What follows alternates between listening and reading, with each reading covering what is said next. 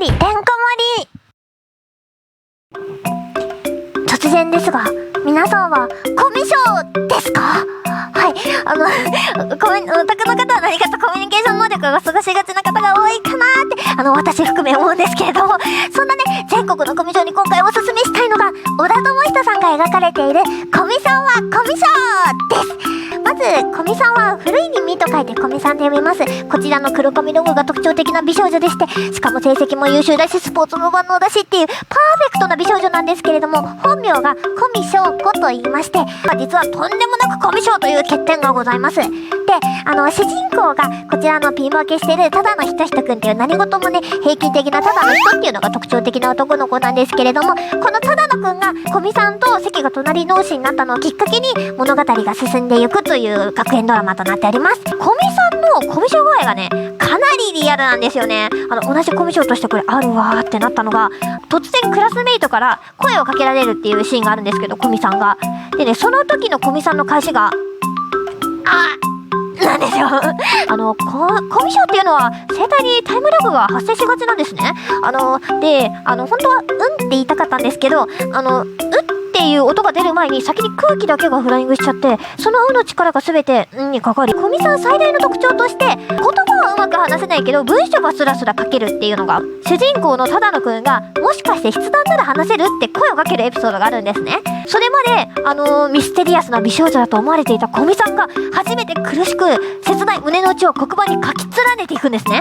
本当は喋りたいんです。でも声が出なくて、本当は一緒にご飯を食べようって言いたかったんです。でも挨拶すらできなくて、他の人にはできるのにどうして私はできないんだろう。このまま一生できなかったらどうしよ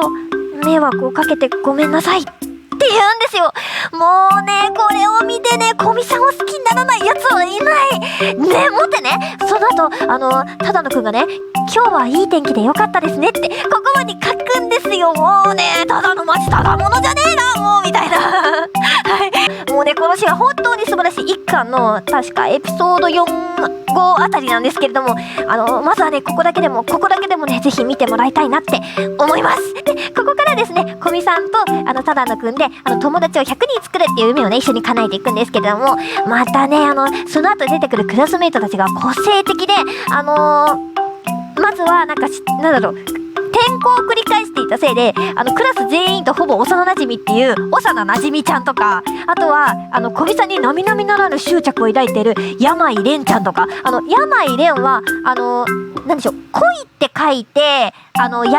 って読ませるんですけど、小見さんに病んでる声をしてるから山井蓮みたいな、そういうキャラクターを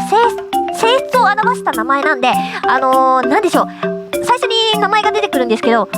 の名前だからこういう子なのかなとか、この名前こういう子だからこんな名前なんだみたいな感じで、なんでしょう、遊べるのがまた面白いんですよね。で、どんどんクラスメイトもエピソードを重ねるごとに増えていくんで、1巻読んで面白かった、2巻読んでさらに面白かったみたいな、どんどん面白さもパワーアップしていくというか、はい。で、個人的に好きなのはなかなかおもはるちゃんって女の子なんですけれども、大中小の中を2回、思想の詩に春って書いてなかなかおもはるちゃんって言うんですけど、この子はどういう子だと思いますか？ぜひね、2巻読んで体験していただければと思います。でね、そうやってどんどんクラスメートも賑やかになっていくし、コミさんとね、只野くんの関係性も少しずつ進展していくような、進展していかないような、そのもどかしさがたまらないというか、はい、とにかくコミさんはですね、コミショウっていうのも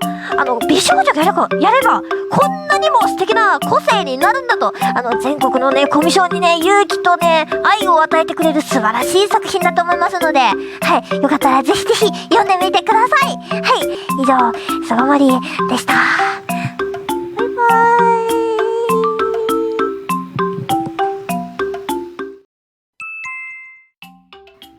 すごーでじゃんけんじゃんけんぽんパーでした。勝ったあなた、チャンネル登録よろしくね。負けたあなた、チャンネル登録よろしくね。アイコのあなた、チャンネル登録よろしくね。以上、すごまりでした。バイバーイ。